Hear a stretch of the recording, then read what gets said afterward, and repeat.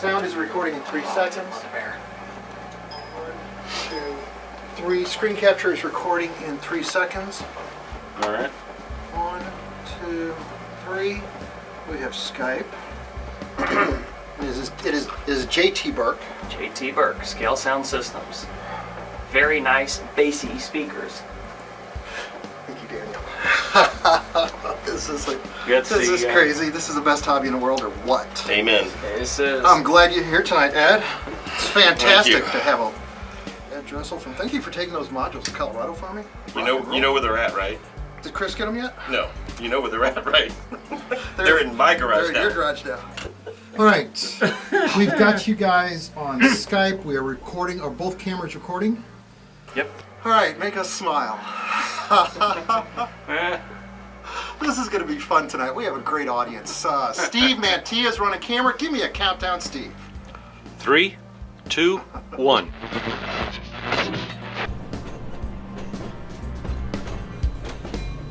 The What's Neat This Week video podcast is supported by enthusiastic model railroaders just like you. And by Intermountain Railway Company, where the detail makes the difference. Check out their website at intermountain-railway.com. Additional support for What's Neat This Week is brought to you by SoundTraxx, industry leaders in model railroad sound and technology for over 30 years. Now please visit our website at SoundTraxx.com, and at checkout, be sure to use the promo code WNTW15 for 15% off of your purchases. And while you're there, be sure to check out our YouTube channel and other information that we have on our website to help you get more familiar with Model Railroader Reader's Choice Award winner 2 times for Favorite Sound Decoder.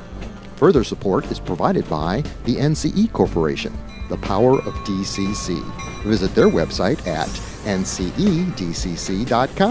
And thank you for supporting the What's Neat This Week podcast.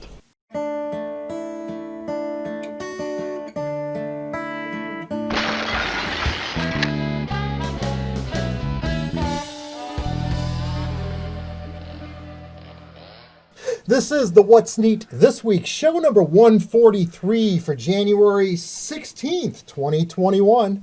I'm your host, Ken Patterson, the host of the What's Neat Show over at Model Railroad Hobbyist Magazine. I love it when I get to say that because it's going to be a great video right now in January that's just come out, and we're going to talk about that in a few minutes.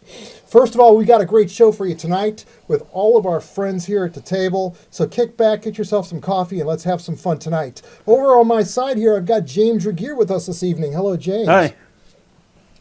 On Skype, I'm going to start on this end. I've got JT Burke from Scale Sound Systems. Hello, JT. Hello, everybody. It's nice to have you with us tonight. I've also got from Durango, Colorado, George Bogatiuk. Hello, George. Howdy, fellas. Good to be here. It's awesome to have you here, too, tonight. And sitting next to me on this side, I've got Ed Dressel from Colorado. Hello, Ed.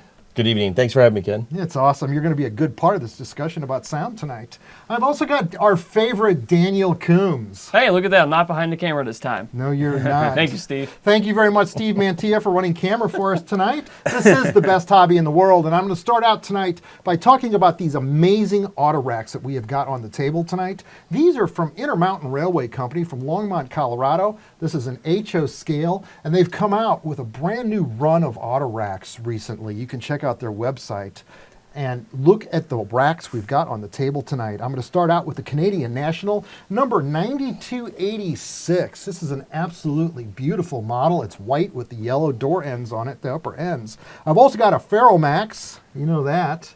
Number 705-590. Right It's here. a really neat looking auto rack in gray with some red on the side panels. And these are see-through panels, and Ed Dressel's going to follow up and explain to us the various panels on these racks in a moment. I've got a Providence and Worcester, number 102608. And that's a beautiful rack too. Check it out. Yeah. That's in white. I've also got a Kansas City Southern dual logo auto rack here on the table. That's the one in yellow there. that I'm showing you. Number 981790. Beautiful. And the last one I've got on the table is a BNSF Circle Cross logo, number 300-215. And if you've just seen outdoor photographs on these, that means I shot them outdoor on Monday because we haven't had any sun here for almost 10 days. And it's kind of driving me crazy. In fact, we haven't had sun here since I shot that Bachmann cover, which got completed, the large-scale engine. You'll remember that the other day. Stunning. Yeah. Absolutely amazing. So Ed Dressel, follow up on these auto racks because you were talking to me that there are different types of side panels on these. So the original run that Intermountain did earlier was the early version, the as-delivered version.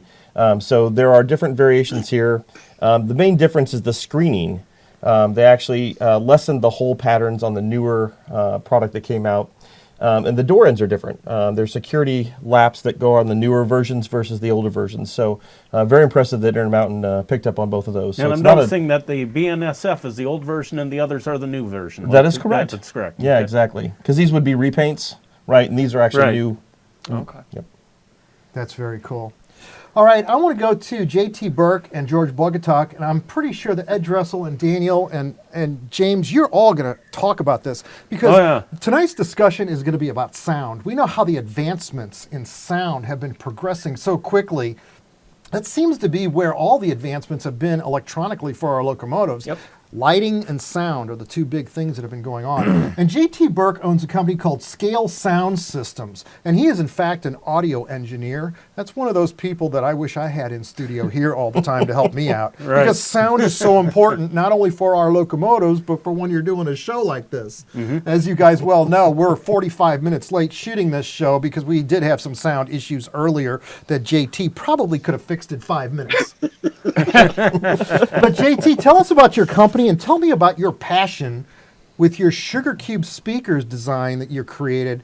I did mention on the previous recording we did that Chris Palomares had brought some of your enclosures to my studio about 2 years ago, and it blew me away, and it changed the direction that Athearn Trains out in Champaign had made with regards to sound, because now they're putting Sugar Cube speakers in all of their locomotives, aren't they? Yes, they are. Yeah. Slowly transitioning to that anyway. So tell me about this passion you have for sound. Why do you do it? And tell us about the great stuff you make. Yeah, so I work professionally as an audio engineer, and I do systems design all around the world. I do recording studio work. I've been doing this for 25, 26 years, and when I started doing, I've been a model railroader my whole life, but when I started doing sound installs in my own locomotives, I thought, boy, I'm not very happy with the speakers that are available. Yeah. Right. And, you know, I possess the knowledge and the measurement equipment and the skill to use all of it to design something better. So I thought, let's see if I can do this. And so it started out as a passion, you know, for myself. And about 3 years of research and development went into that as I was experimenting and trying different things. And I started putting them in installs that I did for local customers. And those customers were just like, wow, man, you've got to release these to the world. And I thought, man, nobody's going to get it. People aren't going to get this. Nobody's going to spend decent money for a speaker, you know? And he goes, yeah, just, you know, they're pressuring me. And so in 2018, spring of 2018, I launched the website. And one of the first people that put an order in, I think he was order number 5 or 6, was Chris Palomares. Okay. Wow. And I had no idea at that time who he was. Right. And so I sent the speakers off. And I was telling one of my local buddies, you know, just about some of the people that were ordering. And he goes, Chris Palomares, you know who that is, right? And I said, no. And he goes, it's the product guy at Athearn. And I go, oh, crap. You know, I'm like, No pressure. But you know, Chris tells George and Chris tells Paul Gillette, who does the MRH podcast, and so Paul and George start talking about it to people, and it just kind of snowballed from there, and it's just grown, you know, beyond my wildest imagination. I had no idea that there would be such a response to this little thing that I was just trying to do for myself. It blows my mind.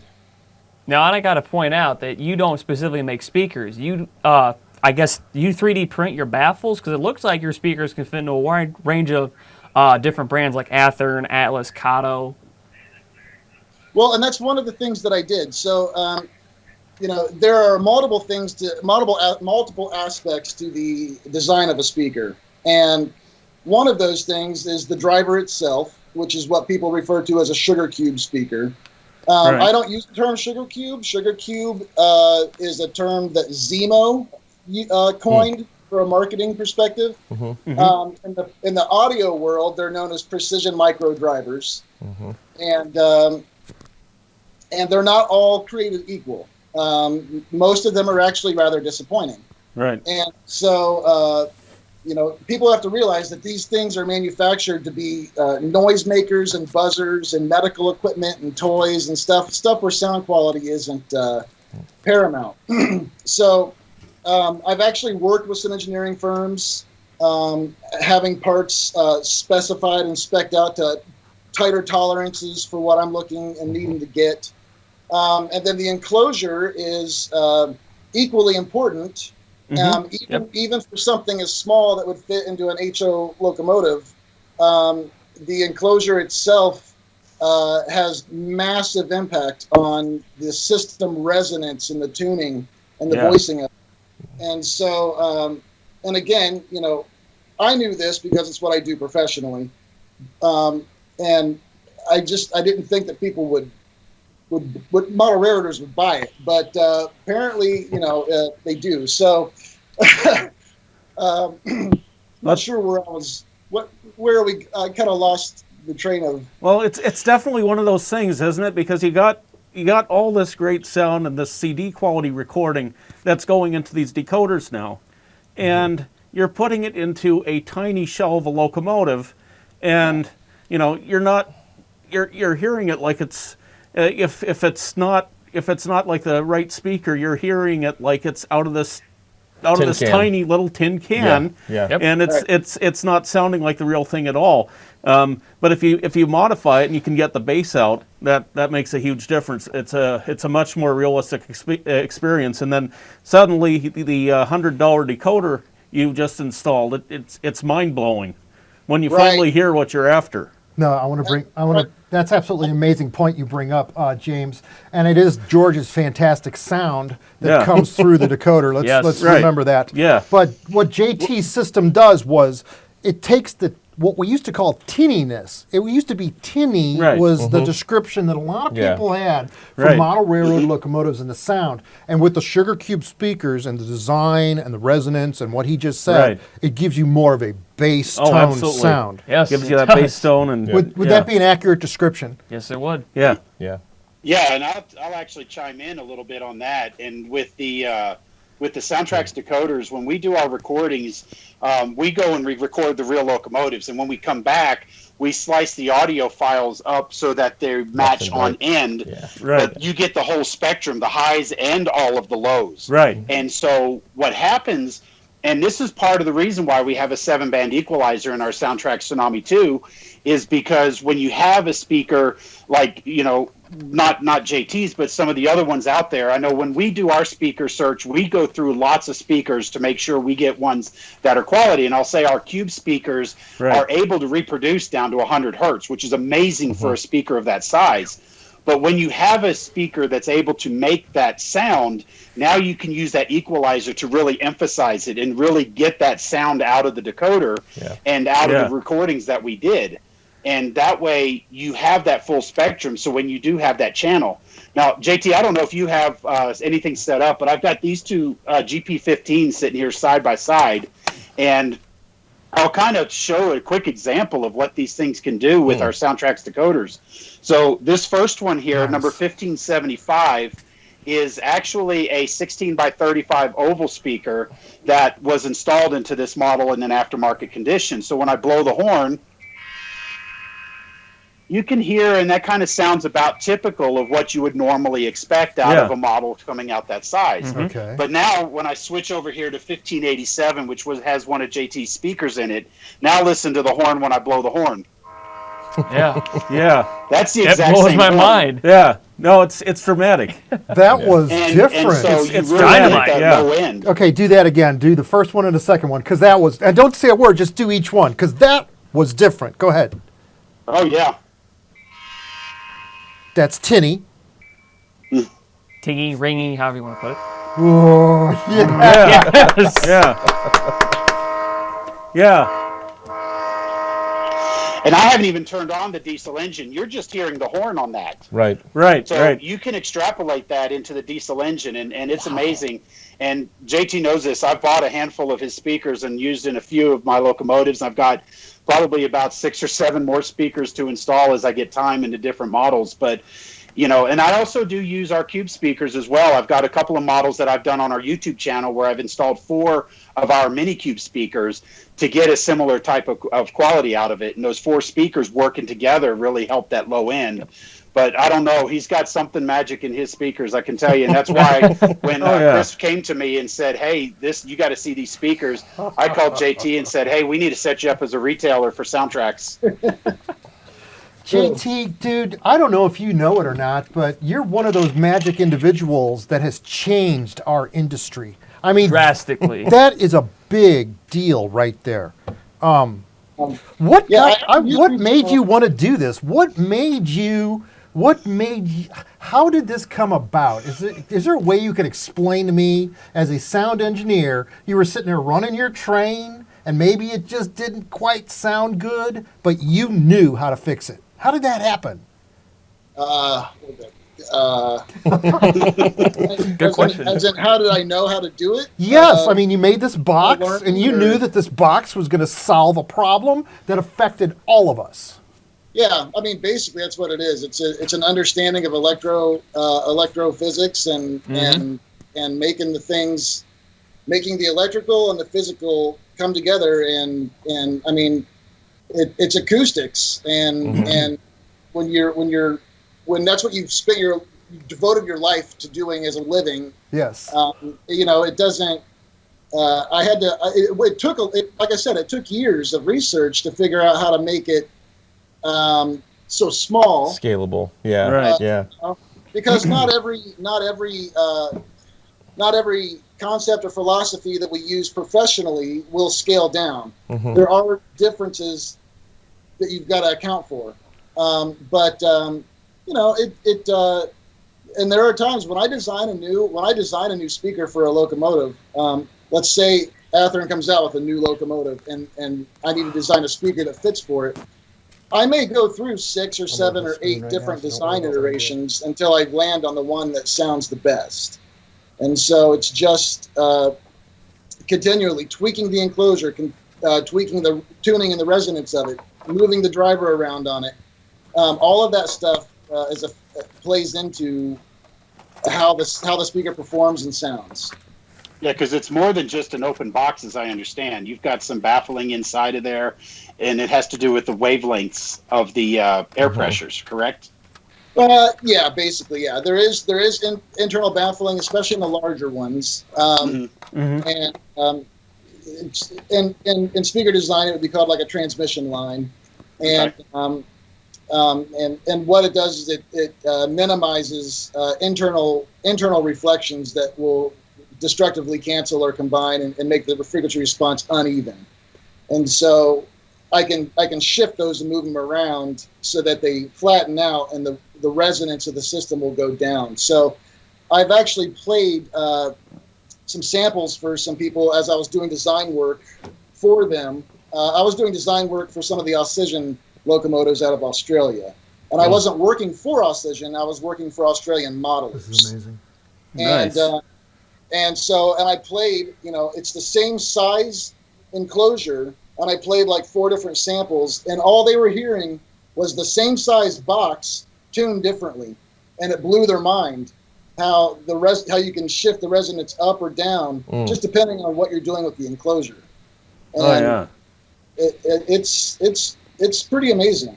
Dude, this is something you could patent. For years. We have a sound primer on our website at SoundTraxx.com that you can read through, and it kind of talks about wavelengths, baffles, what's the importance. And one of the YouTube videos we shot was a introduction into sound and just the science behind it. And it's a very novice approach to it because, of course, we're talking to the masses. But I can never forget that when we've done our dealer training or our SoundTraxx Academy in-house in years past, we take a 3-inch speaker and we just play it. and people can hear it and they say, okay, it sounds okay. But just the mere putting of a baffle on it, and we take a piece of Tupperware and just set it up against it, and that alone, you start hearing people going, whoa, wow, I didn't have any idea. And then now you take it that extra bit of extra level, which is awesome. And like I said, it really helps that SoundTraxx decoder sound fantastic. Mm-hmm. Yeah, and if people are interested in going deeper with a little bit of what I've done, if you go to my website, scalesoundsystems.com, Good. and you click on the design tab, you can read a little bit about my general philosophy, but then there's a link there where I wrote an 18-page technical paper on the design of model train speakers. And what's critical about this is that there are photos, there are graphs, and then there are links for everything within the PDF that takes you to my YouTube channel, to videos that can only be accessed from the PDF. They're not publicly viewable. And these links demonstrate exactly what I'm talking about. So when I say, here's one driver, here's two drivers, this will be the diaphragm facing out, this is the diaphragm facing in, you're actually hearing accurately recorded and calibrated samples of what each step of the design and how it's affecting the sound. That's awesome. I do want to try to educate people. I don't want to give away my own secrets, of course, but I'm here to, I can certainly, I've helped people who were trying to do their own thing, and it's just, I don't know, it's fun. I love it. It's fun. And I will say, my buddy Harold speaks highly of you. Yeah. It is a lot of fun, and I tell you what, you've inspired me to sort of experiment with that kind of thing too, because I've like sort of for my own locomotives like been messing around with different speaker baffles, that kind of thing. And then when I got my hands on that 3D printer, that really took off too, because I've been doing all sorts of experiments, and you're right, it's amazing the difference that it makes, and it's just a lot of fun to play with. And you brought some of those baffles that you 3D printed. Why don't you show those to us? So hold them up so that and these are based off of the 15 by 35 speaker case. That's the standard I've used in basically all installs that I've hold done. Hold it up for Steve so Steve can see that. Now these are the ones that you've 3D printed on your own. And these basically have that simple S-curve channel going up through them to a base outlet right on the bottom here. Right. And the difference between the simple sugar cube and that is pretty fantastic. But yeah, it's really a lot of fun to play with. And now, JT, you're going to be I can see you having patents on things like this. This is. Am I wrong? No, I mean I don't know. I don't know that you're wrong. I'm really kind of applying. People, it's been mentioned to me before. I'm applying a lot of long-standing principles that have been really since the early 1900s in the research of electroacoustics. So I'm not really. I'm not necessarily. You make it sound like nothing. Oh, that's easy. Anybody could do it. Still applying it to such a small scale. It's not that anybody can do it. It's just that I understand it and I know how to apply it. And so it's not that if I was to show what I was doing to other professional audio engineers and professional speaker designers, they would get it. Right. They would, So another thing that makes my product unique is because I do install work and I do more than I can handle. Right. That's awesome. I have over 200 sizes of speakers. Wow. Yes. Yeah. And so, what the purpose of that is that I make specific drop-in models for most of your mass manufactured locomotives. So, for instance, if you have an Atlas high hood Alco, yes, like the HH600 660, they come with a little oval speaker mounted in the hood, or if you don't get it with sound, they come with this weight that just kind of sits there, screws into the frame. Right. So I made a speaker that sounds good, but it also drops right in with the mounting screws and the place for the factory LED and everything.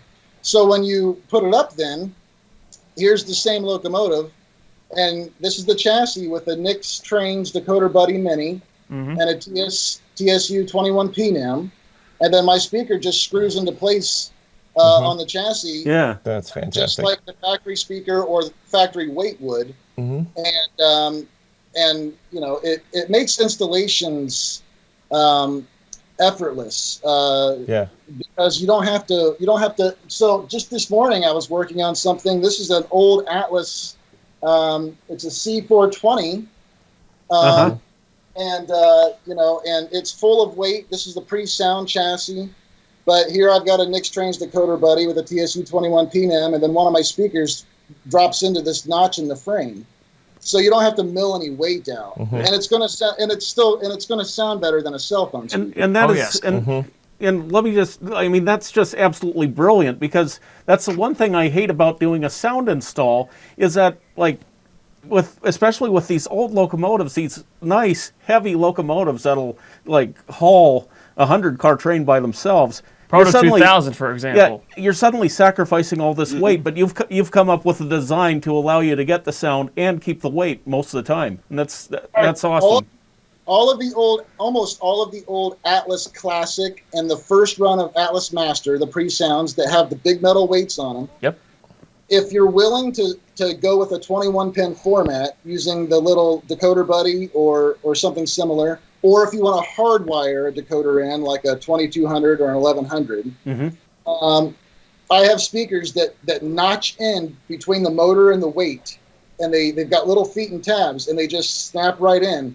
And here's this old Atlas Classic chassis full of weight that was never designed to have sound, and I made a speaker that snaps in. That's absolutely awesome. Yeah, JT, tell us what your website is again so people can scan through it and order some of the amazing products that you make that you just take for granted are simple, but we're like blown away by. Go ahead. Yeah, you can go to scalesoundsystems.com. Okay. I'm also on Facebook, and I have a YouTube channel. You don't really need to know the address you could, it's almost to the point now that if you type in DCC speaker, I'm going to be in the top, number of results, and I've got a couple hundred YouTube videos that will do comparisons of the stock versus my speaker. Right. There are install profiles on there that are kind of demonstrating installs that I did for people. And there are a couple of how-to videos on there one of the newest ones I did was Athearn RTR SW1000 1500. That's a model that was never designed from the factory to ever have sound. Right. And I developed a speaker that screws into the nose on the frame. It places the factory motherboard with a decoder buddy, and then my speaker mounts into the nose. And then I also manufacture lighting kits to convert Athearn locomotives, the bulbs to LEDs. Right. Okay. Yeah. It's simplest, fastest. You could convert an Athearn diesel from bulbs to my LED kit with the lenses in 10 minutes. That's amazing. Wow. So, That's fantastic. Saves the hassle.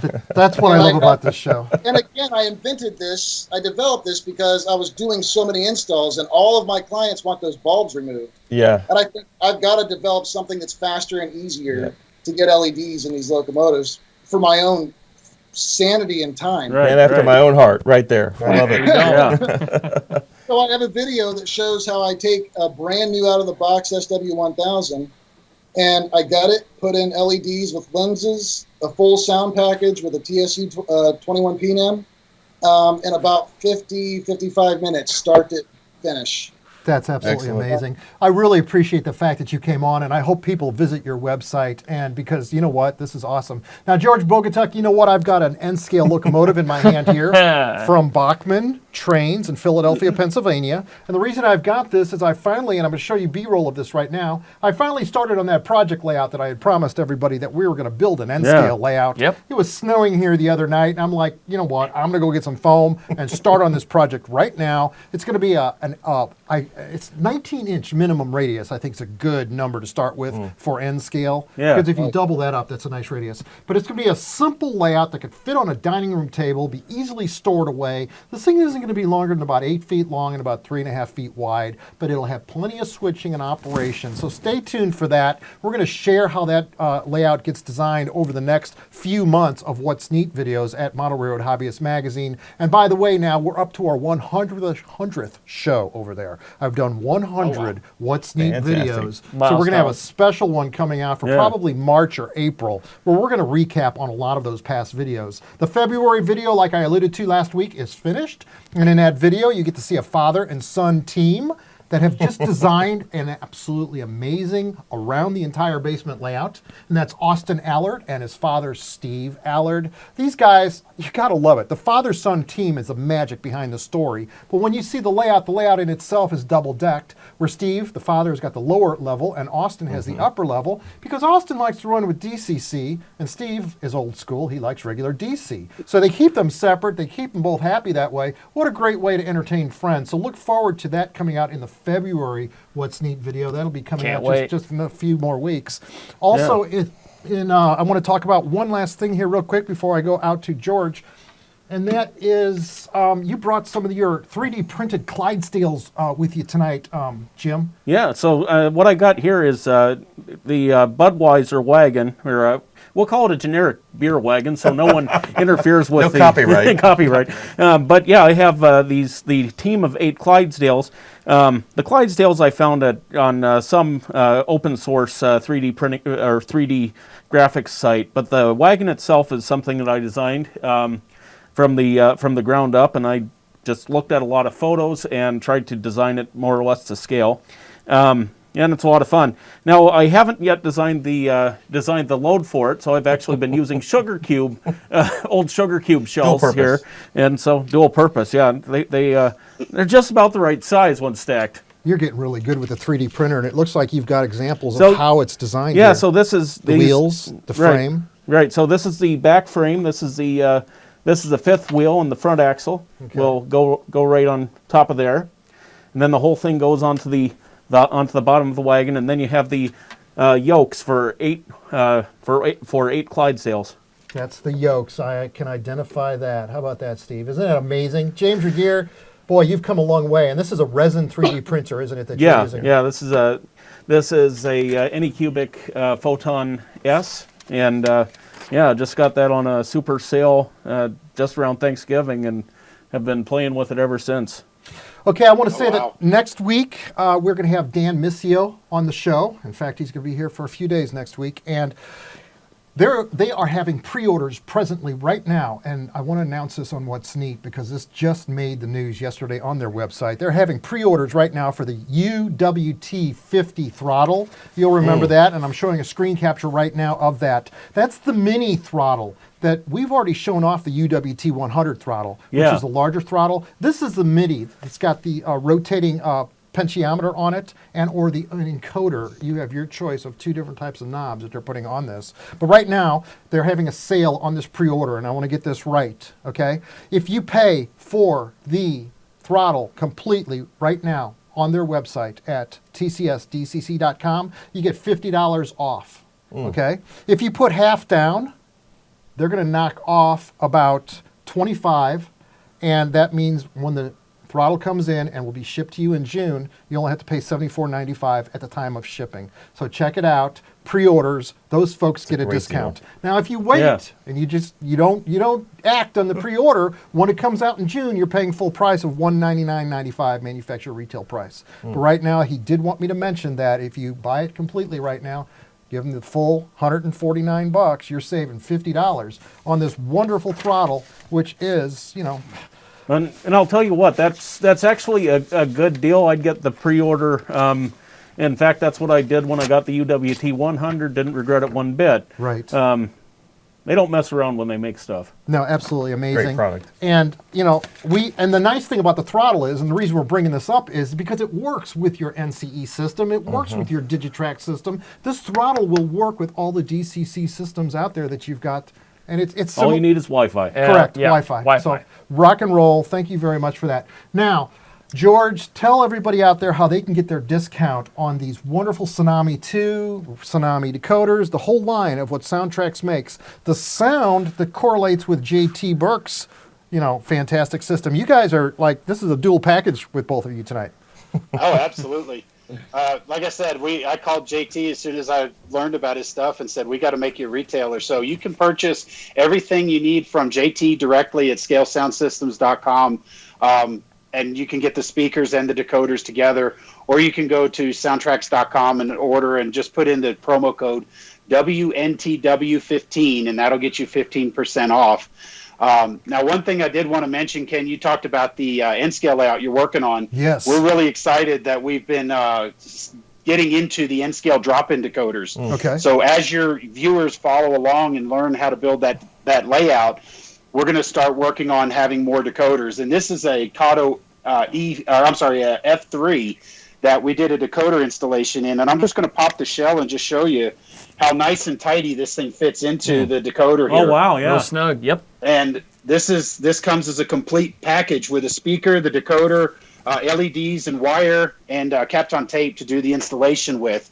And these just started shipping last month in December, so we're really excited about these. And so I know, JT, you've got your hands on a few of them as well. So we're really excited about that. And this will be the first step into N-scale drop-in. So if you're not already subscribed to our newsletter, make sure you do at SoundTraxx.com and hit subscribe, because we've got a lot more coming up down the line.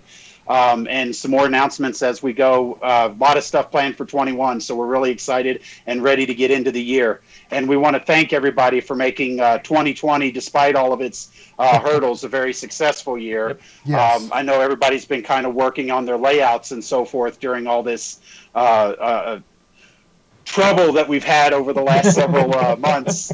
And so, I want to be very thankful for everybody, because working in our model railroad industry, it's always kind of nervous when things start shutting down. And so I want to say thanks to everybody. And so we appreciate it. And then our great retail partners like JT and others out there. So we do appreciate all of that.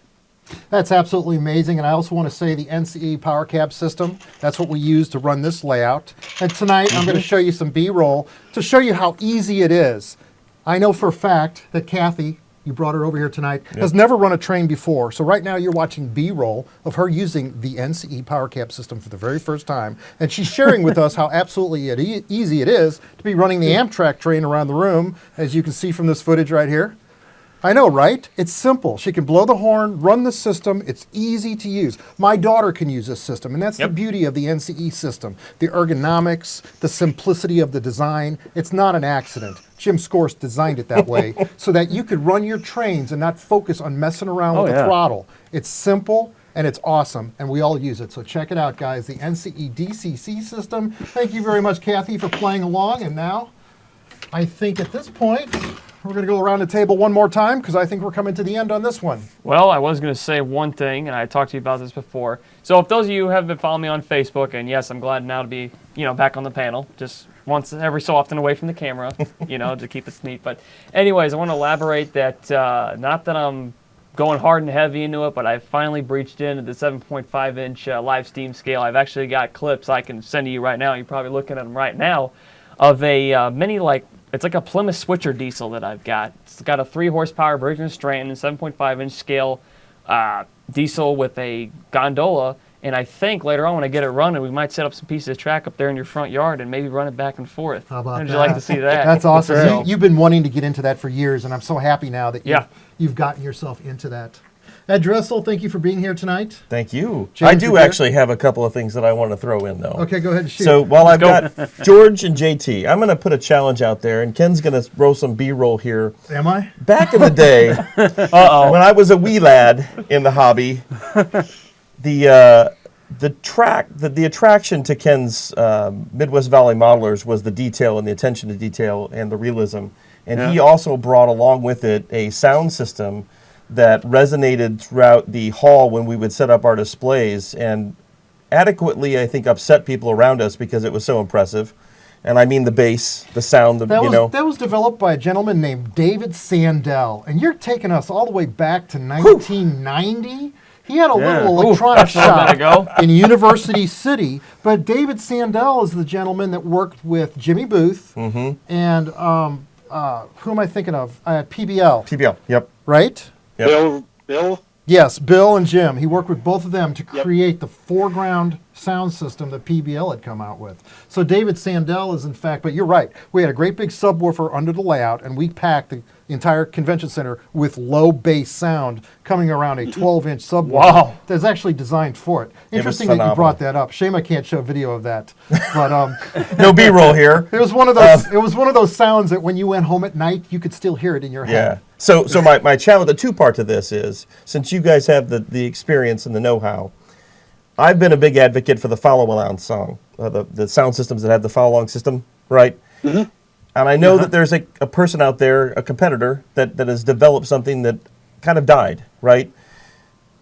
Where are you at, George, with the possibility of working with JT and something more on a follow-along sound system? Well, actually, let me just say it's called SoundTraxx. Yes, exactly, yes. We have a product called SoundTraxx. It's an off-board sound system where you mount speakers in the layout, and then you can have a subwoofer down under the layout. It's already existing. You can buy it today. Wow. Oh, wow. You didn't know that? And we don't talk about it much because, it was primarily designed for a lot of the smaller scales, but it already has the subwoofer and the surround sound system. So what it works with the Digitrax transponding system. So when you go from zone to zone on your layout, the sound will follow from zone to zone. So when your locomotive is detected in one zone and then goes to the next zone, the sound fades and then comes up on the next sound zone.